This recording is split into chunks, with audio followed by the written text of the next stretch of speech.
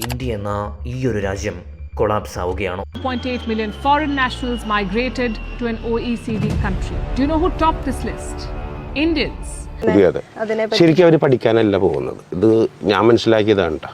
ഒരിക്കലും ഈ പഠിക്കാൻ വിദ്യാഭ്യാസത്തിന് വേണ്ടി നാടുവിടണം എന്നുള്ളതല്ല, സ്വാതന്ത്ര്യത്തിന് വേണ്ടി നാടുവിടുന്നത്. രാജ്യത്തിലെ സെലിബ്രിറ്റീസ് ഉൾപ്പെടെ ഈയൊരു രാജ്യത്തിൽ നിന്നും പോകാൻ ആഗ്രഹിക്കുന്നു. A statement from Virat Kohli's childhood coach Rajkumar Sharma has opened a can of worms and sparked controversy.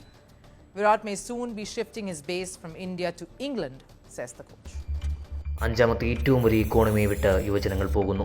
A record high 5,000 undocumented Indians entered the United States from Canada on foot in June. India എന്ന ഈയൊരു രാജ്യത്ത് എന്താണ് വാസ്തവത്തിൽ സംഭവിക്കുന്നത്? യുവജനങ്ങൾ എന്തുകൊണ്ടാണ് ഈയൊരു രാജ്യത്തെ വെറുത്തു തുടങ്ങുന്നത്?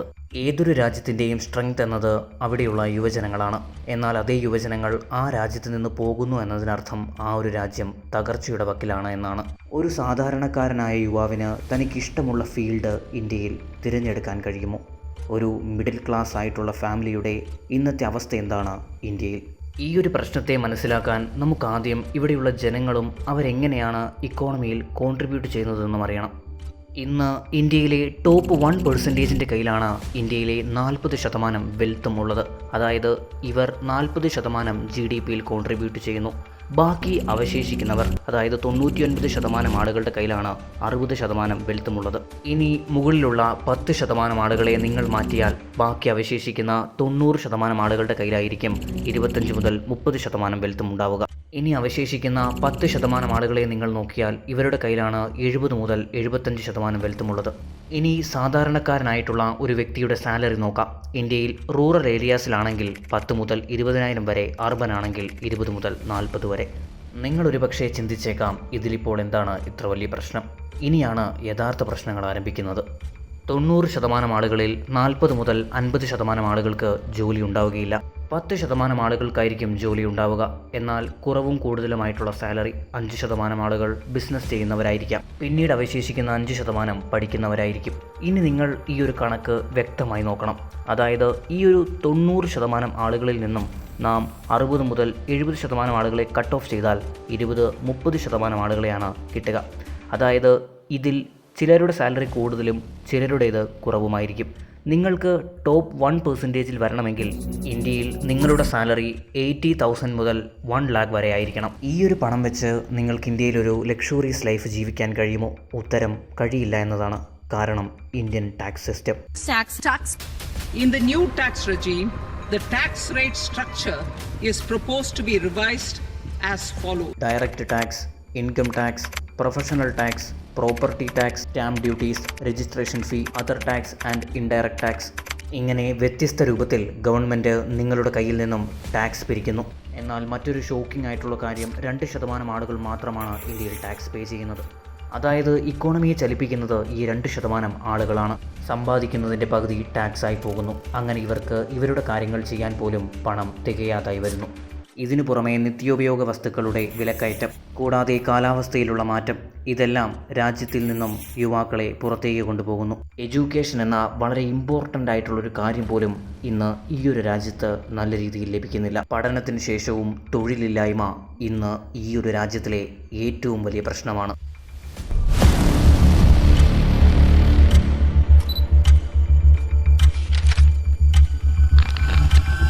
സർക്കാർ സ്കൂളുകളിൽ പഠിപ്പിക്കാൻ നല്ല അധ്യാപകരില്ല. സ്കൂളുകളിൽ ബേസിക് ഫെസിലിറ്റീസ് ഇല്ല.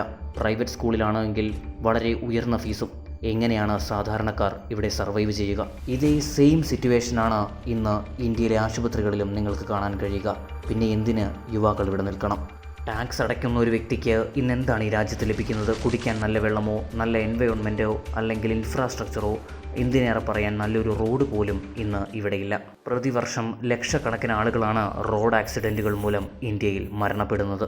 ഇന്ത്യ വിട്ട് യുവജനങ്ങൾ മറ്റ് രാജ്യങ്ങളിലേക്ക് പോകുന്നതിൻ്റെ ഏറ്റവും പ്രധാനപ്പെട്ട കാരണങ്ങളിലൊന്നാണ് pollution. Delhi has overtaken the Pakistani city of Lahore as the most polluted city on earth.